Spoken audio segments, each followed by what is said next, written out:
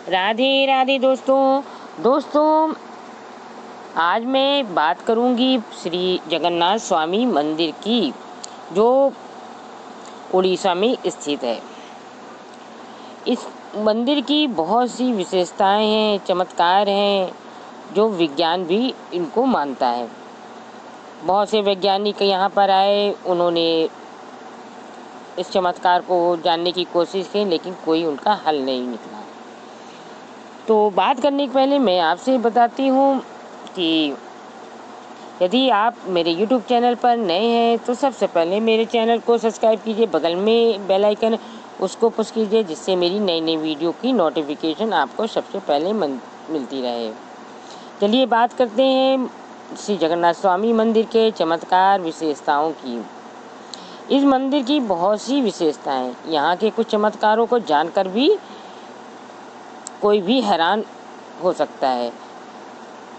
पुरी जगन्नाथपुरी धाम 4 धामों में से एक धाम है। यहाँ भगवान अपने बड़े भाई बलराम और बहन सुभद्रा के साथ विराजते हैं। कहा जाता है कि द्वापर के बाद भगवान कृष्ण जगन्नाथ के रूप में पुरी में निवास करने लगे।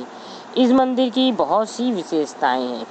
यहाँ के कुछ चमत्कारों को जानकर कोई भी हैरान हुए बगैर नहीं रह सकता है। यहाँ हम बात कर रहे हैं भगवान जगन्नाथ के इस पावन धाम के कुछ रहस्यमयी बातों की। चलिए बतलाते हैं आपको कि क्या है इसके चमत्कार। हवा के विपरीत लहराता है ध्वज। जगन्नाथ मंदिर के ऊपर स्थापित लाल ध्वज सदैव हवा के विपरीत दिशा में लहराता है। ऐसा किस कारण होता है ये कोई नहीं जान सकते, लेकिन ये अपने आप में आश्चर्यचकित कर देने वाली बात है। बहुत से साइंटिस्ट वगैरह आए, उन्होंने जानने की कोशिश की, लेकिन कोई भी हल नहीं निकला। अगला है, इसके अलावा ये भी आश्चर्य है कि प्रतिदिन सायंकाल मंदिर के ऊपर स्थापित ध्वज को मानव द्वारा उल्टा चढ़कर बदला जाता है।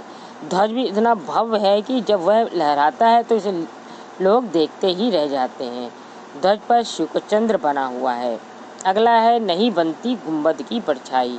ये दुनिया का सबसे बड़ा भव्य और ऊंचा मंदिर है।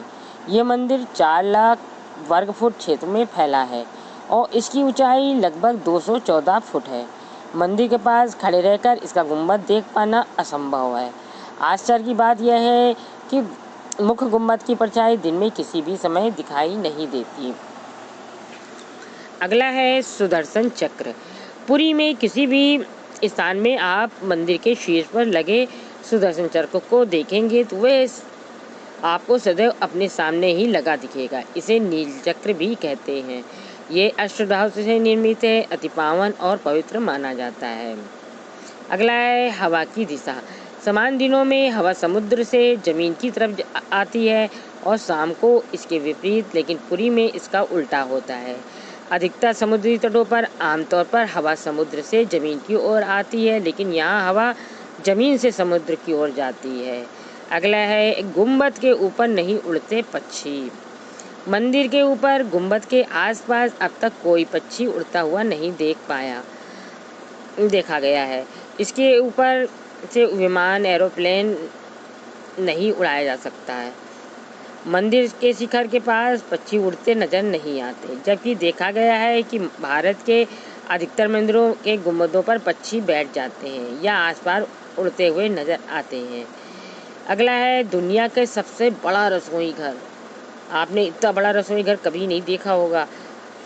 जरूर जाइए एक बार जगन्नाथ जी के मंदिर में, जरूर से देखिएगा। यहाँ पर 500 रसोइयाँ 300 सहयोगियों के साथ बनाते हैं। भगवान के जगन्नाथ जी का प्रसाद लगभग 20 लाख भक्त यहाँ भोजन करते हैं।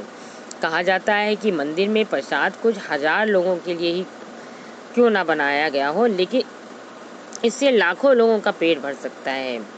एक बार यदि आप न गए हों तो जरूर से जाइए और देखिए। मंदिर के अंदर पकाने के लिए भोजन की मात्रा पूरे वर्ष के लिए रहती है। प्रसाद की एक भी मात्रा कभी भी व्यर्थ नहीं जाती। 7 बर्तन रखे जाते हैं चूल्हे के ऊपर, एक दूसरे के ऊपर। मंदिर की रसोई में प्रसाद पकाने के लिए 7 बर्तन एक दूसरे पर रखे जाते हैं और सबको लकड़ी पर ही पकाया जाता है। इस प्रक्रिया में शीर्ष बर्तन में सामग्री पहले पकती है, फिर नीचे की तरफ एक के बाद एक पकती जाती है। अर्थात सबसे ऊपर रखे बर्तन का खाना सबसे पहले पक जाता है। यह है ना आश्चर्यजनक की बात। नीचे जो आग के ऊपर चढ़ा उसमें पहले नहीं पकता, जो सबसे ऊपर लगा हुआ है बर्तन उसमें पकता है। अगला है समुद्र की ध्वनि। मंदिर के सिंह द्वार में पहला कदम प्रवेश करने पर भी मंदिर के अंदर से आप सागर द्वारा निर्मित किसी भी ध्वनि को नहीं सुन सकते।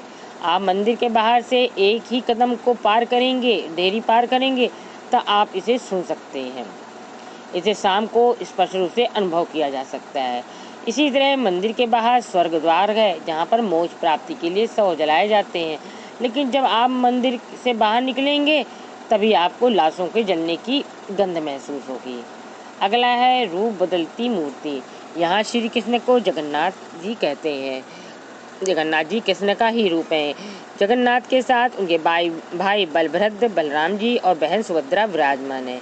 तीनों की ये मूर्तियाँ कांच की बनी हुई। यहाँ प्रत्येक 12 साल में जब आषाढ़ का महीना आता है, आषाढ़ के महीने में वो पुरुषोत्तम महीना पड़ता है, तब उसमें एक बार नवीन क्लेवर होता है। ये मूर्तियाँ नई जरूर बनाई जाती हैं, लेकिन आकार और रूप वही रहता है। कहा जाता है उन मूर्तियों की पूजा नहीं होती, केवल दर्शनार्थ रखी गई हैं। अगला है विश्व की सबसे बड़ी रथ यात्रा। आषाढ़ माह में भगवान रथ पर सवार होकर अपनी मौसी रानी गुंडिचा के घर जाते हैं। ये रथ यात्रा 5 किलोमीटर में फैले पुरुषोत्तम क्षेत्र में ही होती है।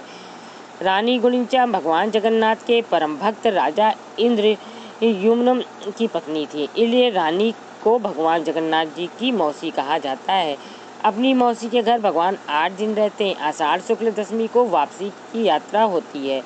भगवान जगन्नाथ का रथ नंदी घोष है, देवी सुभद्रा का रथ दर्प दलन है और भाई बलभद्र का रथ तल ध्वज है। पुरी के गजपति महाराज सोने की झाड़ू बुहारते हैं, जिसे छेरा पैरान कहते हैं। यह थी श्री जगन्नाथपुरी मंदिर की कुछ आश्चर्यजनक बातें।